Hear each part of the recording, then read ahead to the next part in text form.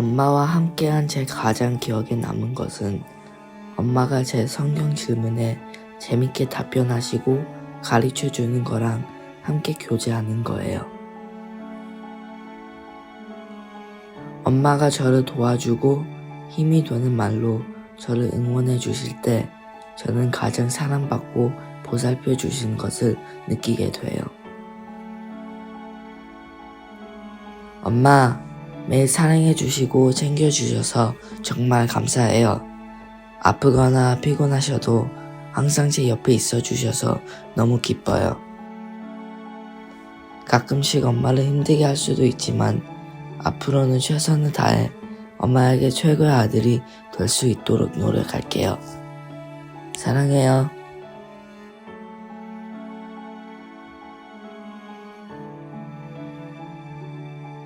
엄마와 함께했던 가장 행복한 기억은 단둘이 산책하며 쇼핑도 하고 맛있는 음식도 먹고 시시콜콜한 이야기들을 나누며 집에 다시 돌아오는 기억들이 가장 기억에 남았습니다. 엄마가 항상 저를 먼저 생각하시고 저를 위해 가끔씩 어떠한 것들을 포기하며 또한 희생하는 모습을 보며 사랑받는 기분이 들었습니다. 엄마, 항상 저를 보살펴주고 걱정해주고 사랑으로 듬뿍 키워주셔서 감사했습니다. 항상 엄마는 우리 딸들이 먼저였기에 걱정하는 마음, 힘들 때 같이 눈물 흘려주는 우리 엄마. 고맙고 비록 가끔은 속 썩이는 못난 딸이지만 예쁘게 올바르게 키워주셔서 감사합니다. Love you, Mom.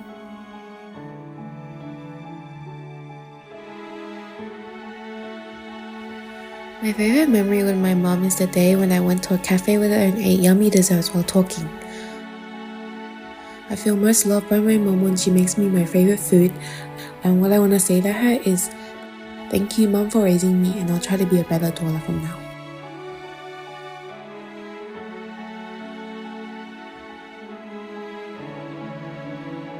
My favorite memory of my mum is probably just spending quality time with her. And I feel the most love when I'm around her. I want to just talk to her. And something I'm grateful for is everything she sacrifices for me and all the food she makes me.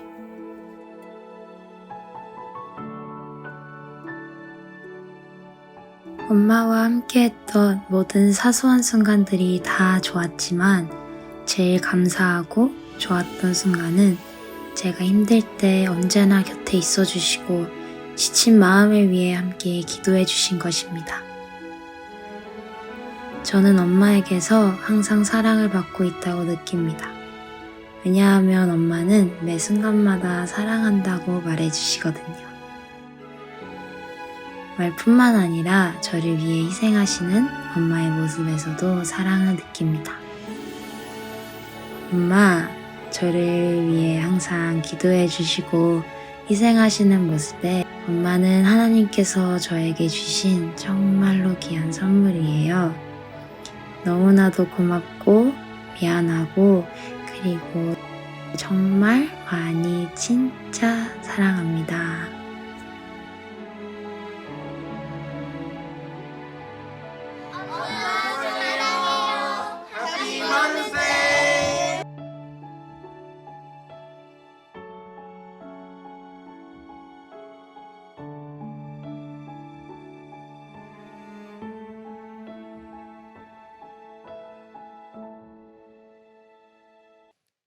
자, 우리 갈라디아서 말씀 오늘 6장입니다. 6장 6절부터 10절까지 우리 한 절씩 돌아가면서 좀 봉독하도록 할게요. 말씀을 배우는 사람은 가르치는 사람과 모든 좋은 것을 함께 나누어야 합니다.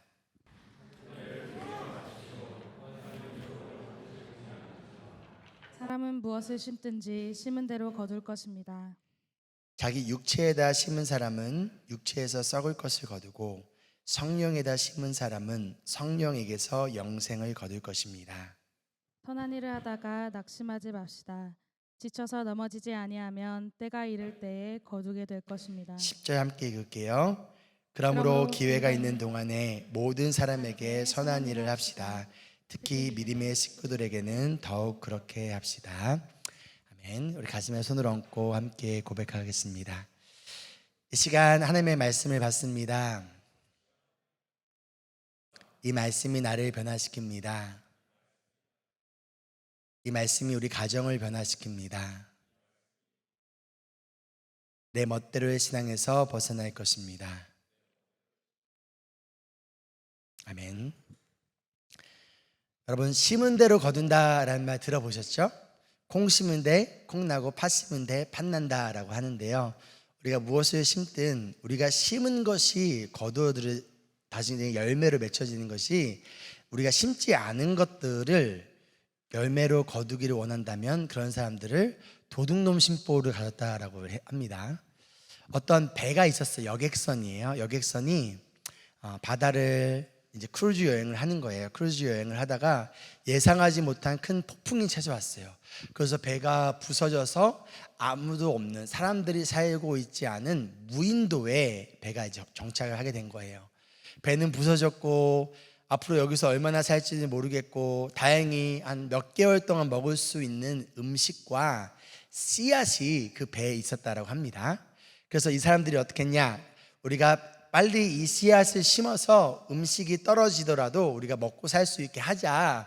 그래서 열심히 뭐 했어요? 땅을 팠어요. 땅을 막 팠는데 땅 속에서 뭐가 나왔을까요? 금이 나왔어요.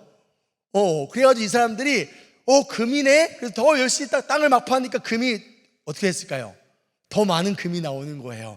그래서 열심히 금을 팠어요. 나중에 몇 개월을 지나고 나서 이 사람들이 발견이 됐는데, 이렇게 금이 쌓여져 있었고 그 옆에 모든 사람들이 굶어 죽어 있었다라고 해요. 왜요? 금을 파느라 무엇을 안 심은 거예요? 씨앗을 심지 않았다라는 거예요. 이들에게 필요한 것은 금이 아니라 씨앗이었어요. 근데 지금 당장 내 눈앞에 있는 이 금 때문에, 이 금에 현혹이 되어져서 어떻게 된 거예요? 씨앗을 심지 않은 결과 음식이 다 떨어지자 이들은 모두 다 죽을 수밖에 없었다라는 것이죠. 저희가 지난 시간에 성령을 따라 살아가는 사람의 모습은, 죄를 지은 사람이 있다라면 그 죄를 지은 사람의 회복을 위하여 도움을 줘야 되고, 교회 공동체 가운데서 끙끙대며 무거운 짐을 지고 가고 있는 사람이 있다라면 우리가 함께 그 짐을 나누어 들어야 된다라고 나눴습니다. 그리고 오늘 말씀은 이어서 마찬가지로 성령을 따라 살아가는 사람은 심는 사람인데, 무엇을 어디에 심어야 될 것인가에 대하여 오늘 말씀에서 알려주고 있습니다. 참고로 이번 한 주간 지난주 말씀에 따라서 많은 성도님들이 많은 분들의 무거운 짐들을 함께 나누어 드리려고 여러 가지 노력하고 함께 기도하고 격려하고 있다라는 소식을 이곳저곳에서 들렸어요. 그래서 너무 감사하고 또 너무 기뻤습니다. 자, 오늘 말씀 통해서 우리가 성령을 따라 사는 사람이 무엇을 심어야 하는지 우리 함께 나눠보도록 할게요. 먼저 6절 말씀 우리 함께 읽겠습니다.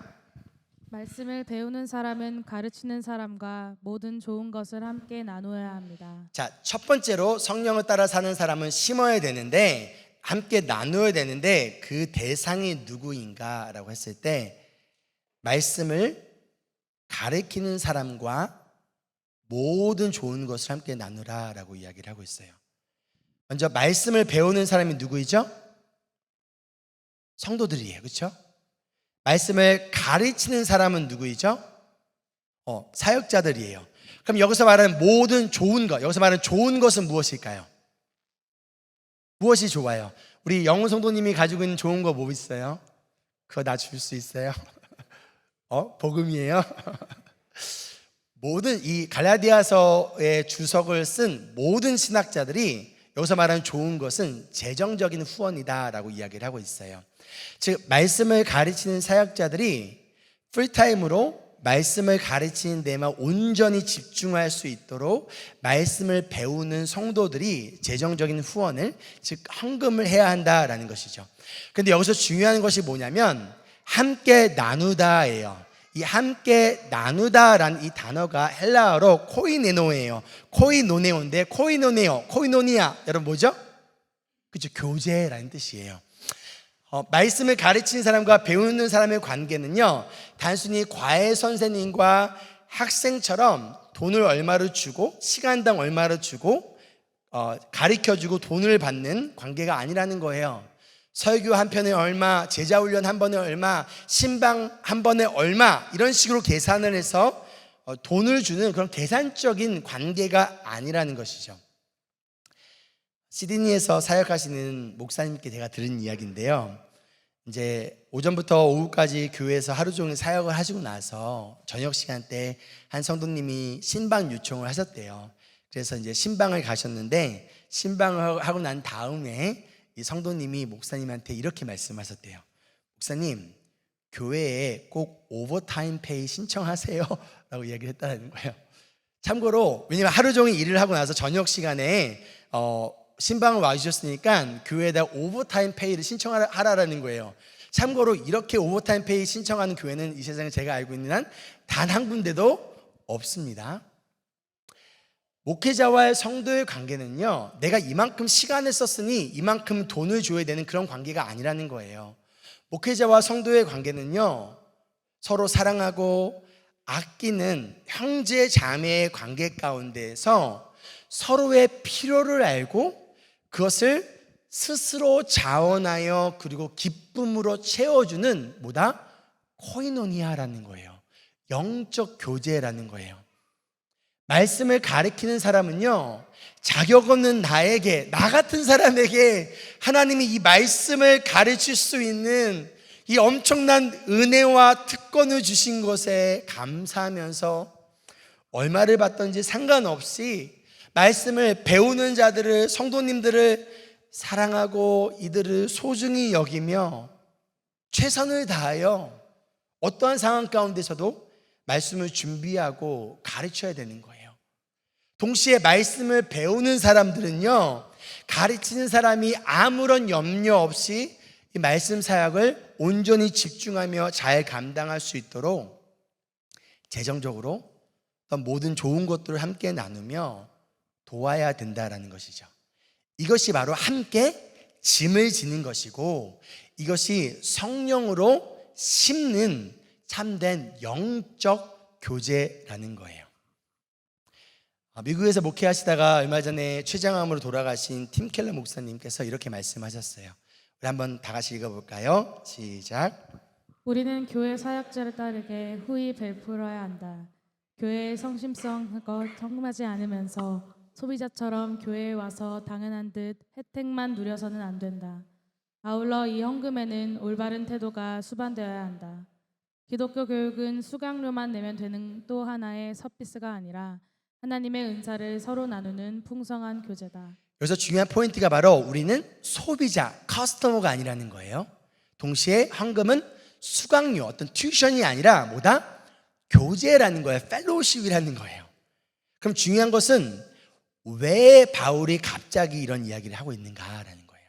지금까지 우리가 행위로 구원받을 수 없고 하나님의 은혜로 복음으로 예수 그리스도 믿는 믿음만으로 우리 하나님의 자녀가 되며 이것으로 말미암아 우리는 하나님의 구원받은 하나님의 백성이 되었다라는 것을 행위주의와 율법주의를 강요하고 있는 그 갈라디아 교회 성도들 향하여서 그건 아니잖아, 그건 잘못됐잖아, 진짜 복음은 이거야 라면서 은혜만을 이야기했던 바울이 이 갈라디아서를 마무리하는 마지막 6장에서 왜 갑자기 이런 이야기를 하고 있는 걸까요? 바로 올바른 복음의 말씀을 배우는 것이 성도들의 삶에, 교회에 너무나 중요하기 때문이라는 거예요. 이것이 그 어떤 것보다도 가장 중요한 우선순위이기 때문이라는 거예요. 갈라디아 교회 문제가 무엇이었습니까? 거짓 교사들이 잘못된 복음을 전했어요. 그 결과 갈라디아 교회 성도들이 복음적인 삶이 아니라 율법적인 삶을 살아갔고요, 이들이 하나님이 주신 자유를 가지고 자유인으로 살아간 것이 아니라 얽매인 채의 노예로서의 삶을 살아가고 있었다는 거예요.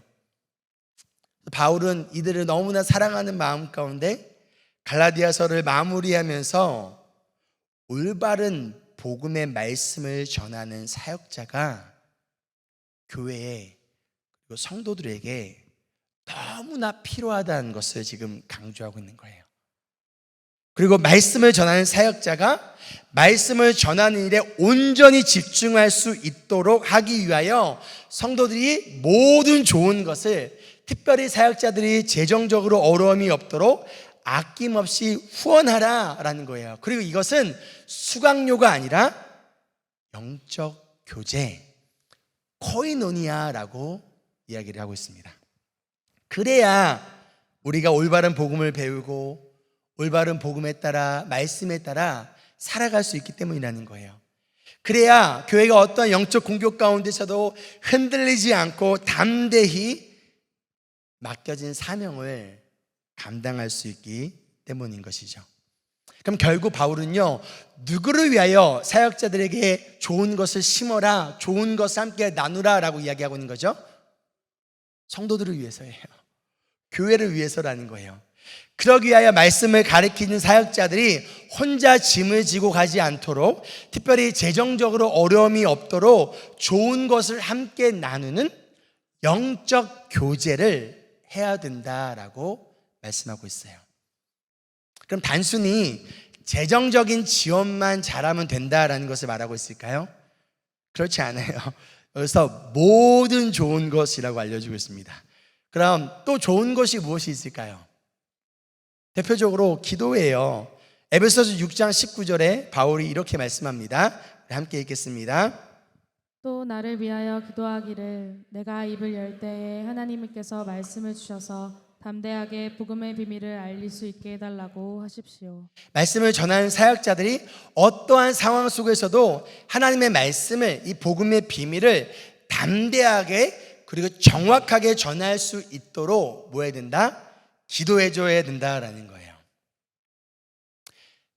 지난주 우리 소그룹 나눌 때 한 소그룹에서 우리가 소그룹 나눈 마지막 시간에 우리 개인 기도 제목을 나누잖아요. 그리고 함께 기도를 하고 한 주간 기도를 하는데 그 소그룹에서 이렇게 얘기를 했대요. 이번 주는 우리가 우리 개인 기도 제목 나누지 말고 우리 목사님만을 위해서 기도하자. 그래서 한 명씩 다 돌아가면서 저를 위해서 기도했다라는 이야기를 들었어요. 여러분도 잘 알다시피 제가 되게 눈물이 없잖아요. 드라이하고 터프 가이잖아요. 아시죠? 근데 이야기를 듣는데 막 눈물이 날 것 같은 것을 제가 꾹 참았어요. 제가 거의 2주 동안 지금 독감으로 인해서 계속 아픈 상황인데 이번 주 지난주 수요일 날 제자 훈련을 못했어요. 근데 카톡방에서 그리고 개인 카톡으로 성도님들이 기도와 격려의 메시지를 많이 보내주시고 또한 목에 좋은 것도 막 보내주시고 너무 큰 위로와 힘이 됐어요. 가운데서 침대에 있는데 동시에 너무 죄송한 거예요.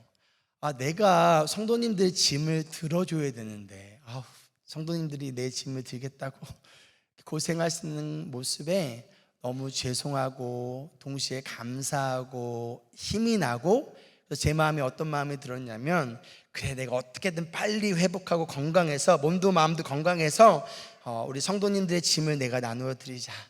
가운데서 최선을 다하여 더 좋은 말씀을 성도님들에게 가르쳐 드리자라는 마음 가운데 어떤 주일 예배의 설교를 더 침대에서 열심히 준비를 했어요. 이렇게 성도님들을 통해 위로와 힘을 얻기 때문에 저와 저희 사역자들이 또한 최선을 다하여 사역에 집중할 수 있는 거예요.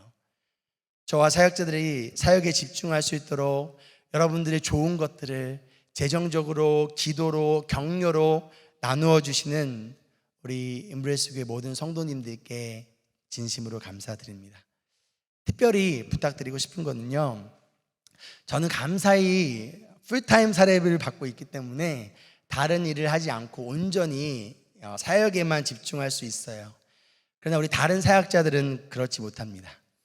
저 삐지지 않을 테니까 여러분들 걱정하지 마시고 저보다는 우리 사역자들에게 여러분들의 좋은 것들을 더 많이 나누어 주시기를 소망합니다.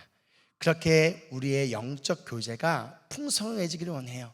사역자들은 더 좋은 말씀과 복음과 격려와 돌봄을 성도님들께 나눠드리고, 또 성도님들은 사역자들에게 이 말씀을 전하는 사역과 복음 사역에 집중할 수 있도록 좋은 것들을 함께 나누는, 단순히 고용인과 피고용인의 관계가 아니라 주님 안에서의 코이노니아, 주님 안에서의 영적 교제라는 것을 기억하며 이 영적 교제가 더욱더 풍성해지는 저희 교회가 되기를 소망합니다. 아멘. 이어진 7절 말씀 우리 함께 읽어볼게요. 자기를 속이지 마십시오. 하나님은 조롱을 받으실 분이 아니십니다. 사람은 무엇을 심든지 심은 대로 거둘 것입니다. 지금 말씀을 가르치는 자들에게 좋은 것을 함께 나누라, 말씀을 가르치는 자들에게 좋은 것을 심어라 라고 이야기하고 나서 뜬금없이 자기 자신을 속이지 말래요. 이게 무슨 의미일까요? 미국의 목회 연구 전문가인 톰 레이너 박사라는 분이 교회와 성도와 목회를 연구하시는 분이에요. 이분이 교인들이 목회자에게 기대하는 것과 요구하는 사역들이 무엇인지를 조사를 했다라고 해요. 가운데 교인들을 만족시키려면 목회자가 얼마나 많은 시간을 목회에 써야 되는가를 조사를 했는데, 기도, 설교, 행정, 미팅, 상담, 신방, 훈련 등을 위해서 매주 최소 114시간을 써야 교인들을 만족시킬 수 있다라는 이런 통계 결과가 나왔다라고 해요. 하루 16시간 주 7일을 사용해야 된다라는 것이죠. 근데 문제는 무엇이냐? 말씀을 가르치는 사람들이 이 말씀을 가르치는 일과 목회에 온전히 집중할 수 있도록 재정과 기도와 격려와 등 이런 좋은 것들은 나누지 않으면서 좋은 퀄리티의 설교를 듣기를 원하고, 언제든지 내가 원할 때 신방과 상담을 받기를 원하고, 행정적으로도 완벽하기를 원하면서 그것이 만족되지 않을 때 불평하고 원망한다라는 것이죠. 근데 바로 이러한 모습이 어떠한 모습이라는 거예요? 자기 자신을 속이는 거라는 거예요. 이것은 곧 하나님을 조롱하는 것이다 라고 바울은 이야기를 하고 있어요. 아니, 이게 왜 하나님을 조롱하는 거예요? 그 이유는 하나님은 심은 대로 거두게 하시는 분이기 때문이라는 거예요.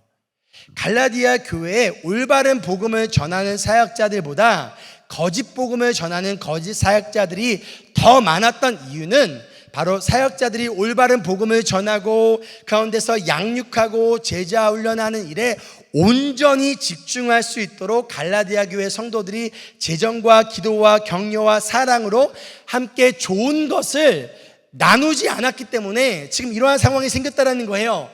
그런데 나누지 않고서는 이러한 상황이 생겼다라는 것을 이야기하며, 즉 심은 대로 거두고 있다라고 이야기하고 있다는 거예요. 이어진 8절에서 육체에다 심은 사람은 육체에서 썩을 것을 거두고 성령에다 심은 사람은 성령에게서 영생을 거둔다라고 말합니다. 우리의 재정을, 우리의 기도를, 우리의 좋은 것들을 육체를 위해 심으면 썩을 것이 거두어지게 되는 것이고, 성령에다 심으면 영원한 생명을 거두어둔다라는 거예요. 설교 시작 때 나누었던 것처럼 눈앞에 있는 금 때문에 씨앗을 심지 않으면 결국 열매를 맺을 수 없고, 결국 먹을 것이 없어져 죽을 수밖에 없게 된다는 거예요. 하지만 우리가 말씀을 가르치고 배우는 일을 최우선으로 하여 우리의 모든 좋은 것들을 그것에 심는다면 우리 교회를 통하여 많은 영혼이 생명을 얻고 성숙한 예수님의 제자들이 넘쳐나게 될 줄 믿습니다. 그러기 위해 지금 당장 어려워도 어디에 심어야 된다는 거예요? 육체가 아니라 성령에 심으라는 거예요. 금이 아니라 씨앗을 심으라는 거예요. 썩어 없어질 것이 아니라 영원한 생명의 열매를 맺을 수 있는 것에 뭐하라? 심어야 된다는 거예요. 그럼 어떻게 우리는 성령을 위하여 심는 사람이 될 수 있을까요? 이어진 9절 말씀 함께 읽어볼게요. 선한 일을 하다가 낙심하지 맙시다. 지쳐서 넘어지지 아니하면 때가 이를 때에 거두게 될 것입니다. 선한 일을 하다 보면, 선한 일을 하다가 낙심하지 말래요. 이게 무슨 의미냐면요, 선한 일을 하다 보면 낙심할 수가 있다 없다? 있다는 거예요. 여러분들이 선한 일을 하고 있는데 저는 한 번도 낙심하지 않았어요 라고 한다면 아마 그게 선한 일이 아닐 수도 있을 수도 있어요. 왜요? 분명 선한 일을 하면요 낙심하게 돼요. 그 이유는 우리가 그 선한 일을 계속 하도록 사탄은 절대 내버려 두지 않아요. 어떻게든 공격하고요. 영적 공격이 있고요. 그 가운데서 영적 싸움이 있어. 그래서 우리가 하는 그 선한 일을 포기하게 만들도록, 그만두게 만들도록 어떻게 한다? 우리가 낙심시킨다라는 거예요. 만약 낙심되지 않기를 기대한다면요, 오히려 그 기대가 지금 잘못된 기대예요. 그럼 언제 낙심이 찾아올까요? 내가 이만큼의 시간과 이만큼의 노력과 이만큼의 에너지를 쏟았는데 이것밖에 결과가 나오지 않아? 나는 분명 나는 최선을 다해서 정말 내가 바쁘고 힘들고 어려운 상황 가운데서 내가 이렇게 심었는데, 선한 일을 했는데 왜 상황은 좋아지지 않지? 왜 열매는 맺혀지지 않지? 그러다 보면요, 낙심하게 된다는 거예요. 지치게 된다는 거예요. 그래서 포기하고 싶어진다는 거예요. 그렇게 우리는 무엇을 해야 된다? 마음을 잘 지켜야 되는 거예요. 그래서 낙심하다라는 단어가 헬라어로 에르카케오인데요, 이 단어의 뜻은요, 마음을 읽다, 마음이 편치 않다라는 뜻이에요. 즉 무엇과 관련되어 있는 거예요? 내 마음과 관련되어 있다는 거예요. 이어서 지쳐서 넘어지지 아니하면, 이 단어는 영어로 보면 never, do not give up, 포기하지 마라라는데, 이 헬라어 단어는요 에클로예요. 에클로는 뭐냐면요, 허리를 동이지 않고 풀다라는 거예요. 허리를 묶는다는 것은 무슨 의미예요? 내가 일하겠다는 거예요. 뭔가 해보겠다는 거예요. 근데 허리를 푼다는 것은 뭐예요? 내가 더 많이 먹겠다는 거예요. 이제 내가 오늘 허리를 풀고 마음껏 먹어야지 이거예요. 그것이 아니라 나는 일할 마음이 없다라는 뜻이에요. 둘 다 뭐와 관련되어 있는 거예요? 마음과 관련되어 있다라는 거예요. 우리가 선한 일을 할 때 사탄은요, 다른 것을 공격하는 것이 아니라 우리의 마음을 공격해요. 마음을 흔들어 놔요. 그래서 마음을 잃어버리게 하고요, 더 이상 그것을 하고 싶은 마음이 들지 않도록 우리의 마음을 공격하고 우리의 마음을 흔들어 놓는다라는 거예요. 그래서 우리가 하나님의 마음을 따르는 것이 아니라 누구의 마음을 따르게 해요? 내 마음을. 너 마음 힘들잖아. 너 하고 싶은 마음도 없잖아. 이미 마음을 잃어버렸잖아. 그럼 누구의 마음을 따르라는 거예요? 너의 마음을 따르라는 거예요.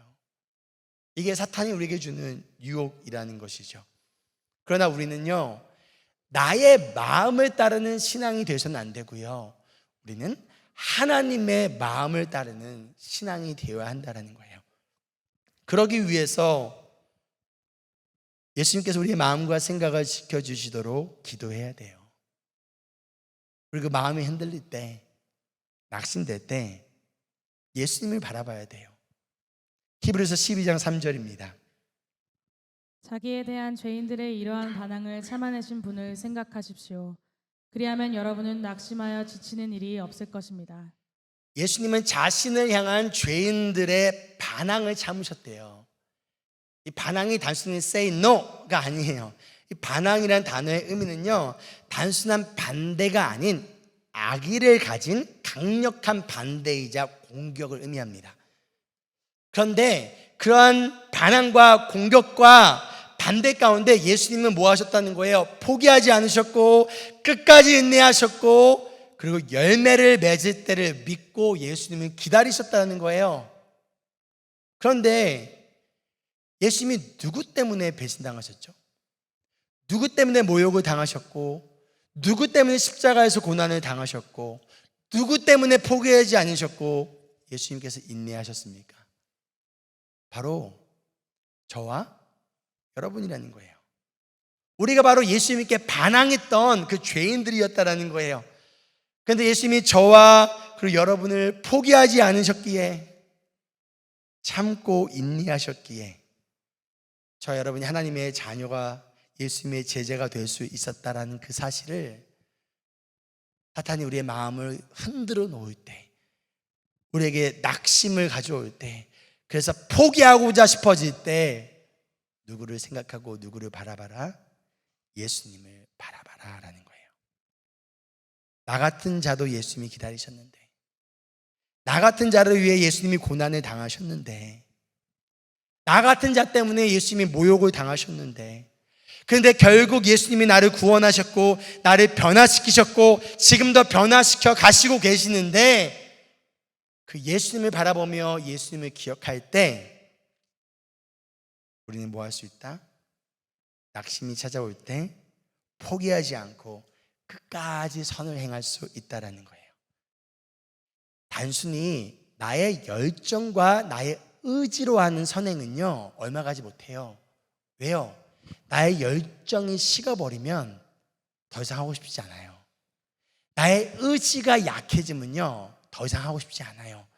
근데 우리는요, 언제나 우리의 열정이 항상 풀로 있지 않아요. 우리는 언제나 내 의지가 항상 충만하지 않아요. 인간은 그런 존재가 아니에요.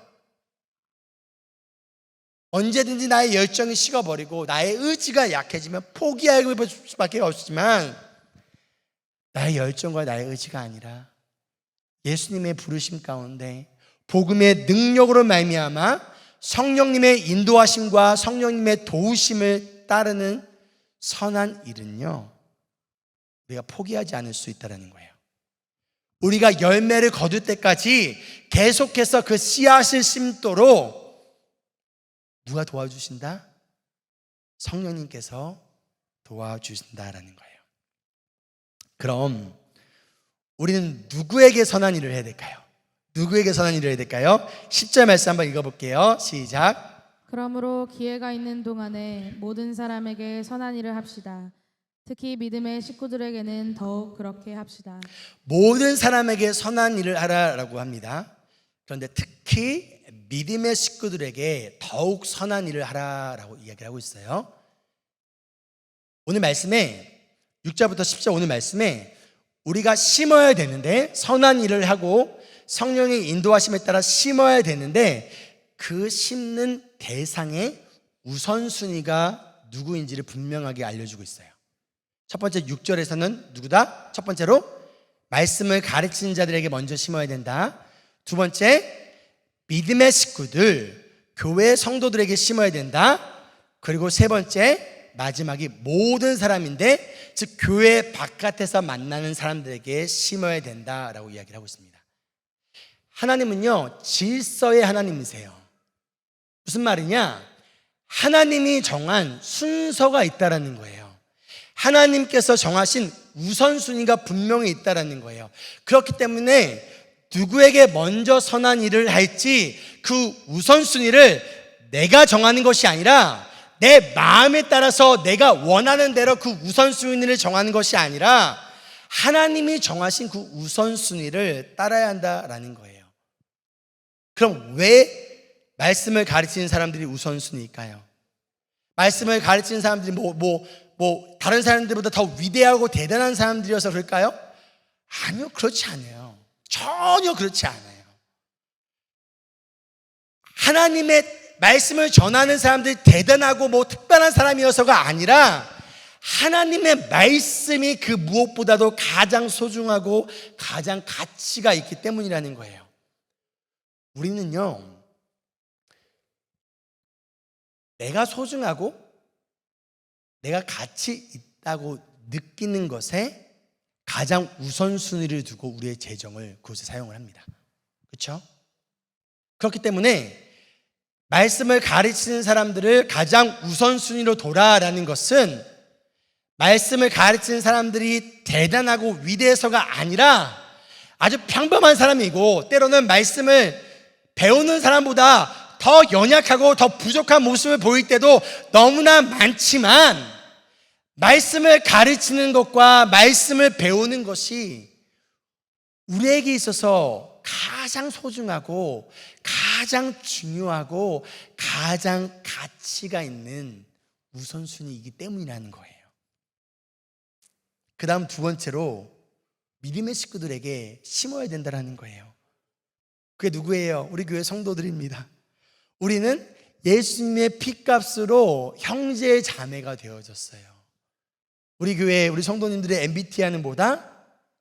EJEP, Embrace Jesus, Embrace People. EJEP라는 거예요. 그렇기 때문에 우리는 서로의 짐을 들어주는 거예요.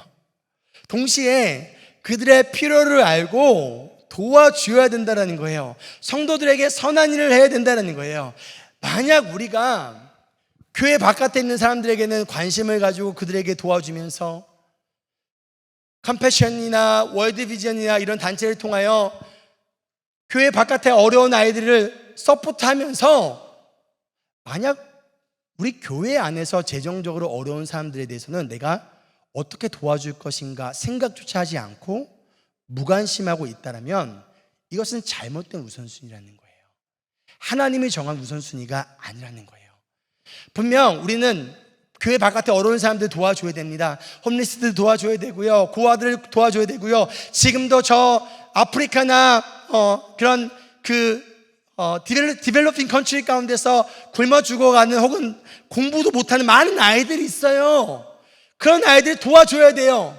그 가운데서 우리가 지금 10명을 후원하고 있는데 어떻게 하면 20명을 후원할까 고민해야 돼요. 근데 만약 내가 우리 교회 안에서 경제적으로 어려운 사람들을 어떻게 도와줄까, 그들을 향한 관심과 돌봄과 실질적인 도움을 주지 않은 채 교회 바깥에 있는 사람들에게만 관심을 두고 있다면, 그래서 하나님께서 세우신 선한 일을, 하나님께서 원하시는 심는 일에 성령의 인도하심에 따라 하나님께서 원하시는 그 구제와 선한 일의 우선순위를 따르지 않고 내 마음에 따라 내가 원하는 대로 하고 있는 선한 일의 모습, 즉 하나님 중심이 아닌, 이거는 그냥 나 중심의 우선순위라는 것이죠.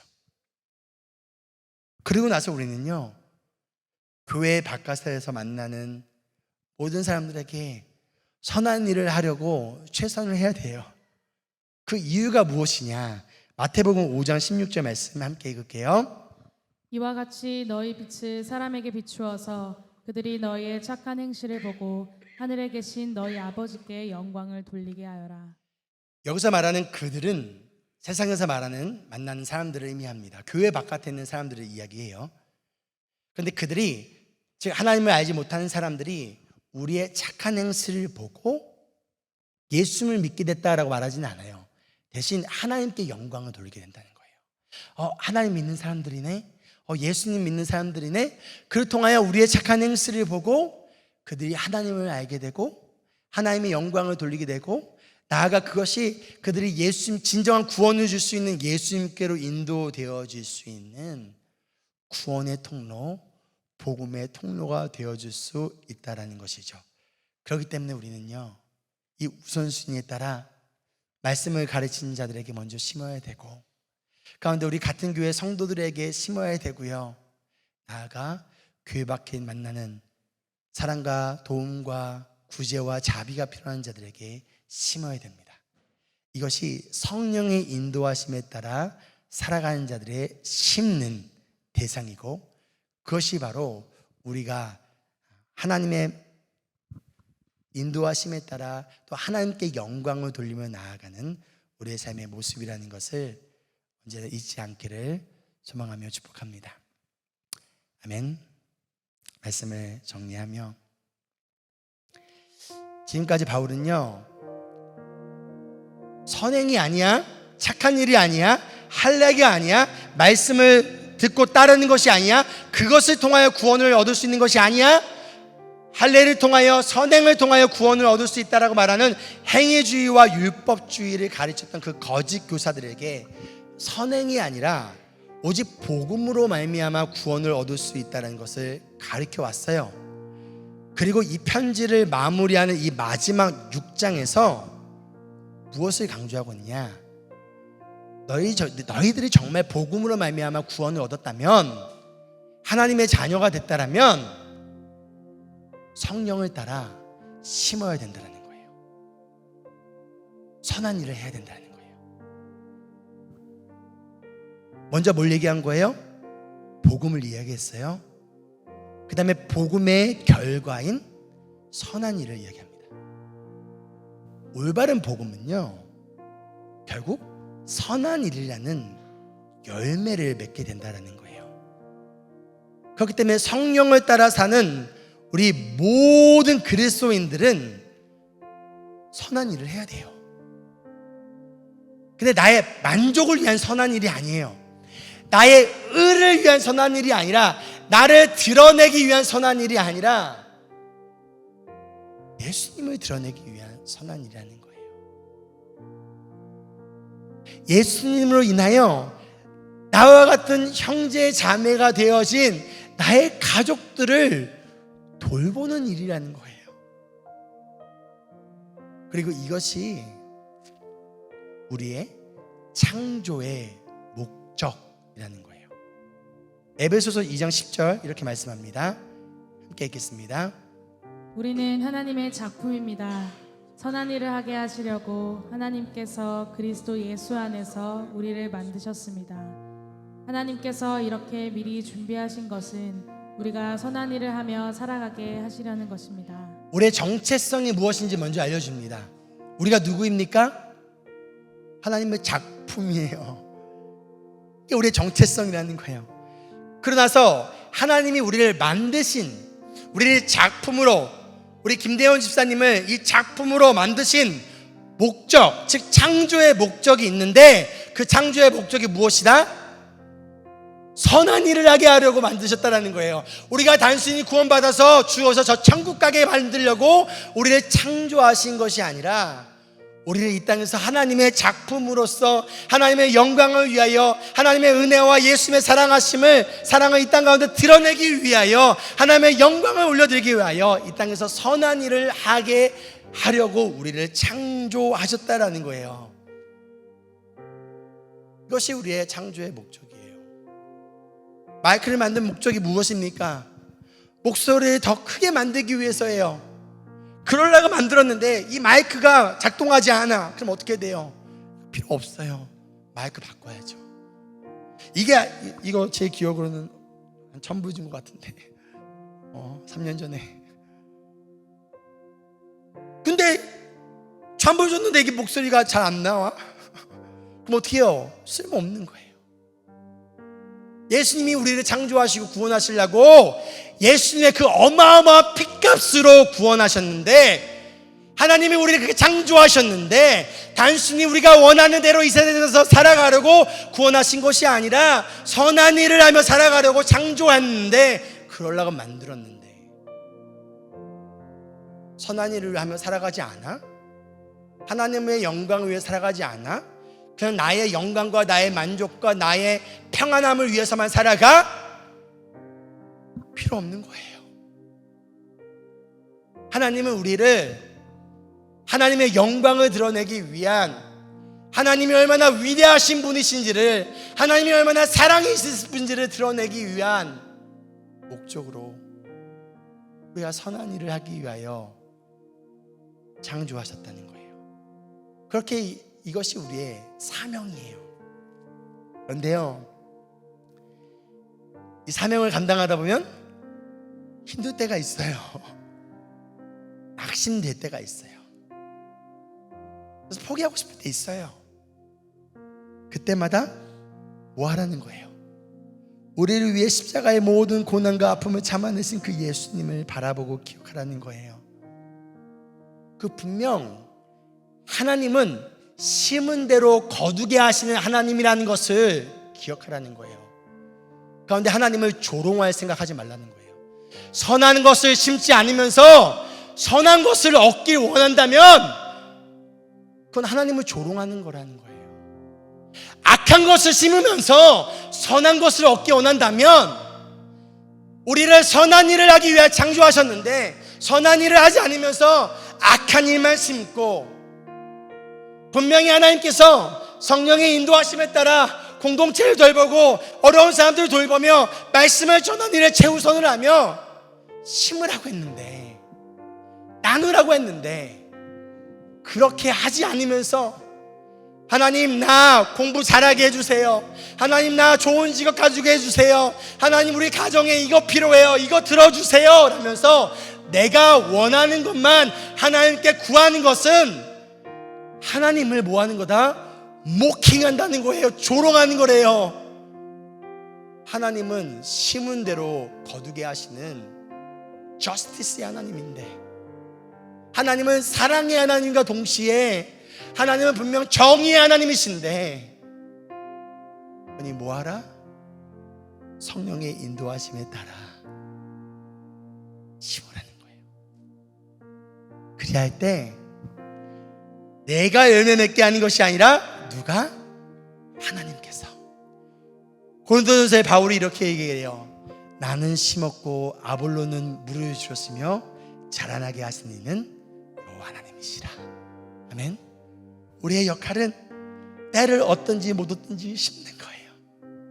가운데서 분명 하나님 선한 것을 심으면 분명 선한 열매를 맺게 하신다고 하셨습니다. 성령의 것을 심으면 분명히 영생의 것을 얻게 하신다고 하셨습니다. 육체의 것을 심으면 썩을 것을 얻지만 성령의 것을 심으면 분명히 영원한 생명을 얻는다고 약속하셨으니 나는 그 하나님을 믿으며 하나님을 신뢰하며 하나님 선한 일을 위하여 심는 우리가 되게 하여 주시옵소서.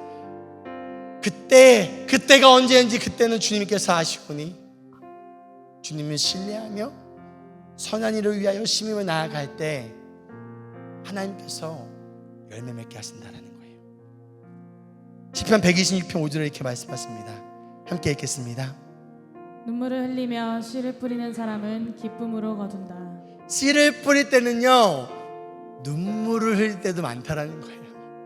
여러분 심는 거 쉬운 거 아니에요. 어려워요. 선한 것을 심는 건 어려워요. 대충 훅 뿌린다면 뭐 어렵지도 않겠죠. 어려워요. 그러나 우리가 눈물을 흘리며 씨를 뿌릴 때 하나님께서 분명 기쁨으로 거두게 해주신다는 그 하나님의 원리예요. 하나님의 방법이에요. 그 하나님을 믿고 신뢰하며 하나님의 인도하심에 따라 나 중심이 아니라 하나님의 중심에 따라 하나님께서 정하신 하나님의 질서와 우선순위에 따라 또 하나님께서 우리를 창조하신 그 목적과 그 사명에 따라 눈물을 흘리며 씨를 뿌리며 때를 얻든지 뭐든지 나아갈 때 분명 주님께서 기쁨으로 열매를 그 단을 거두게 하시리라 믿으며 지금도 여전히 최선을 다하여 또한 선한 일을 위하여 씨앗을 뿌리고 계시는 모든 인브레이스 교회 성도님들 가운데 낙심의 마음이 아니라 하나님께 주시는 위로와 평강과 기쁨과 소망이 넘치기를 간절히 소망하며 축복합니다. 아멘. 옆 사람에게 이렇게 인사할까요? 낙심하지 맙시다. 포기하지 맙시다. 때가 이를 때 거두게 될 것입니다. 낙심하지 맙시다. 포기하지 맙시다. 때가 이를 때 거두게 될 것입니다.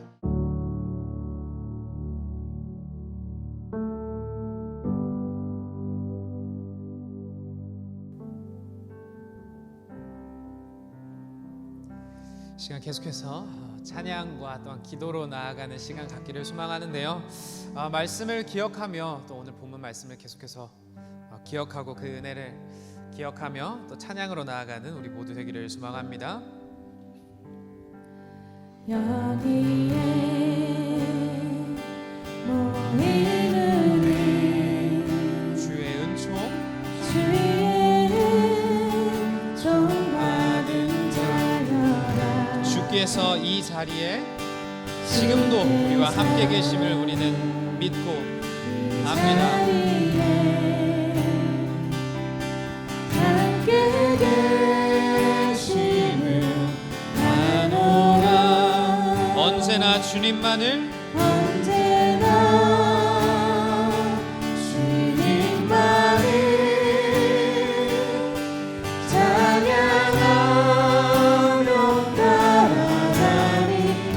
시험을 당할 때도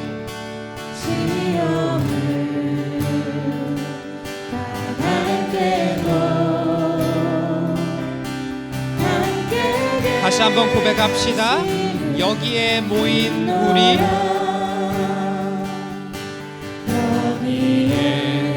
주님이 우리를 교회로 불러주셨습니다.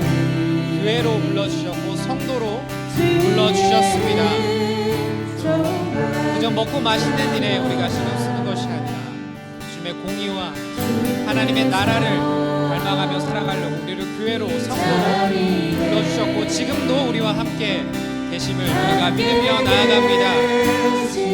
고백합시다. 언제나 주님만을 찬양하며 언제나 주님만을 찬양하며 따라가리. 비록 시험을 당할 때도 어려운 일이 찾아와도 우리가 함께 계신 하나님만을 바라보며 우리가 한 교회로서 영적 가족으로서 이겨내고 나아가는 우리 모두 되기를 소망합니다. 지금 고백합시다. 이 믿음 더욱 굳세라.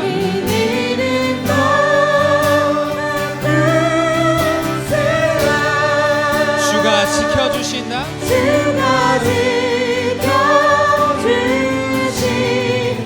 어두운 밤에도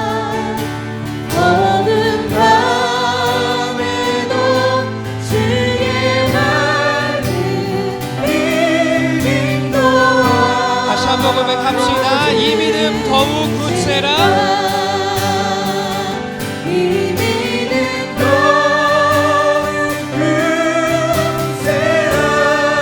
주가 지켜주신다.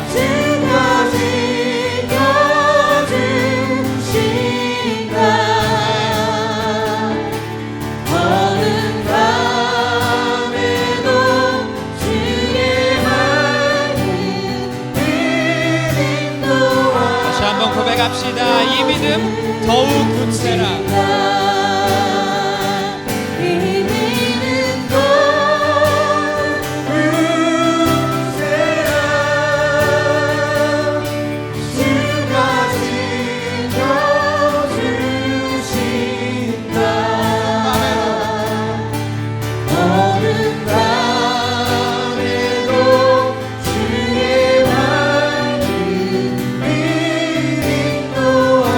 고백합시다. 주님이 뜻하신 일 헤아리기 어렵더라도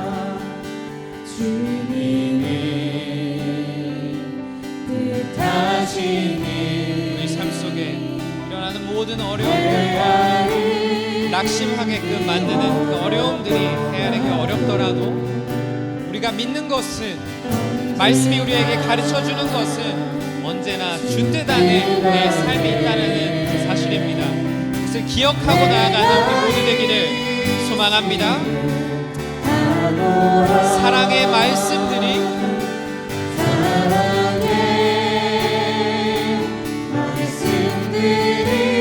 우리를 새롭게 하는 것은 다른 것이 아니라 하나님의 말씀을 믿습니다. 이 말씀을 붙잡고 낙심하지 않고 나아가는 우리 모두 되기를 간절히 소망합니다.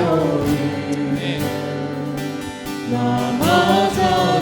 최후 승리를 우리가 믿고 신뢰하고 나아갑니다. 이 말씀을 붙잡고 약속을 붙잡고 고백합시다. 이 믿음 더욱 굳세라.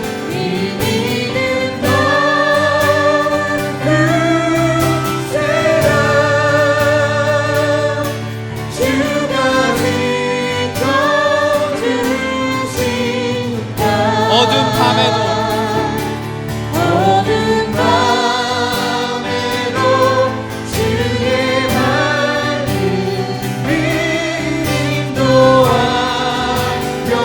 고백합시다. 이 믿음 더욱 굳세라.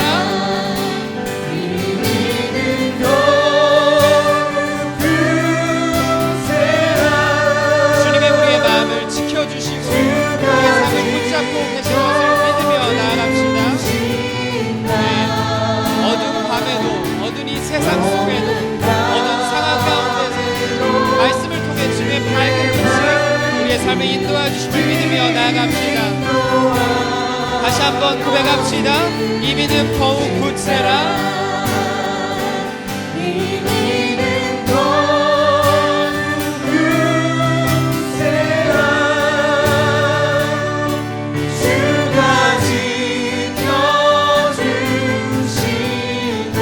어두운 밤에도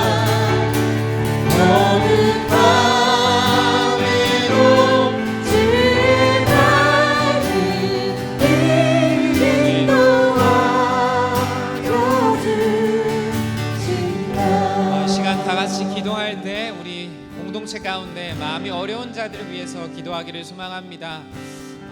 여러분들이 아시고 계신 분들이 계실 수도 있을 것 같습니다. 그분들의 이름을 기억하며 그분들의 삶을 기억하며 주님, 그들이 낙심하지 않을 수 있도록 주님 그들의 마음을 붙잡아 주시옵소서. 혹시 그 어려워하는 자가 나라면 주님 내가 지금 어렵습니다, 내가 마음이 자꾸 무너집니다 라면 내 자신을 위해서 또한 기도하며 나아갑시다. 주님, 이 시간 내 마음의 시선이 이 어려움을 바라보는 것이 아니라 너무나도 어두운 이 세상과 내 상황을 바라보는 것이 아니라 마음의 눈을 들어 주님을 바라볼 수 있도록 도와주시옵소서. 말씀에 담겨져 있는 그 승리의 약속을 바라볼 수 있도록 주님 제 마음을 인도하여 주시옵소서라며 이 시간 다 같이 기도하며 나아가겠습니다. 기도하겠습니다. 주님,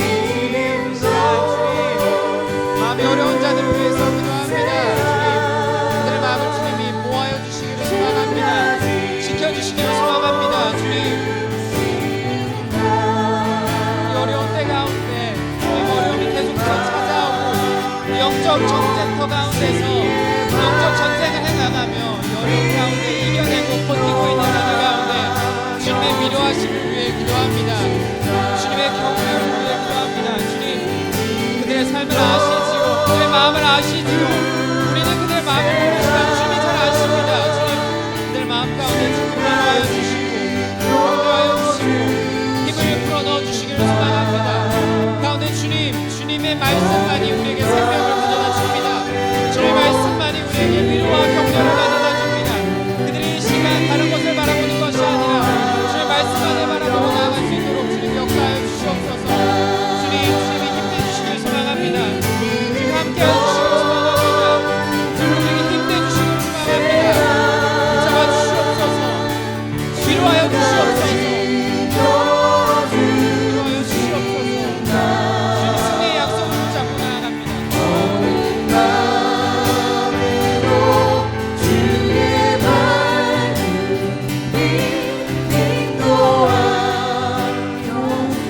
이 시간 한 번 더 기도할 때 우리가 여기 왜 모였는지를 좀 기억하기를 소망합니다.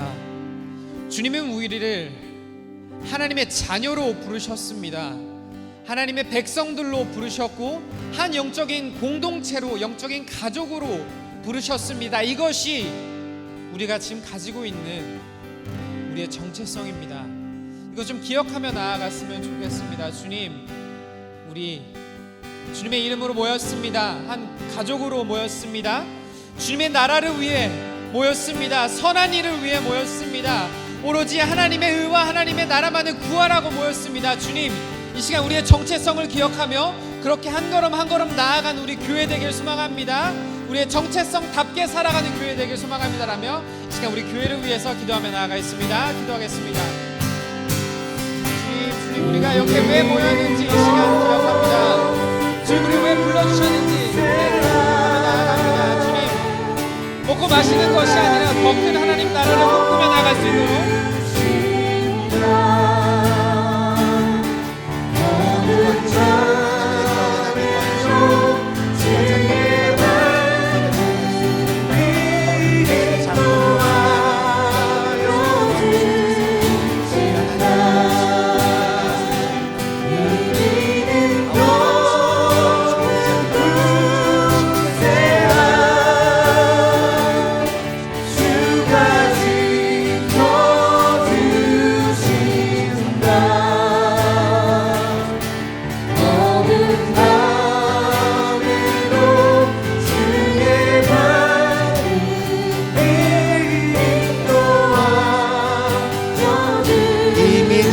더욱 굳세라.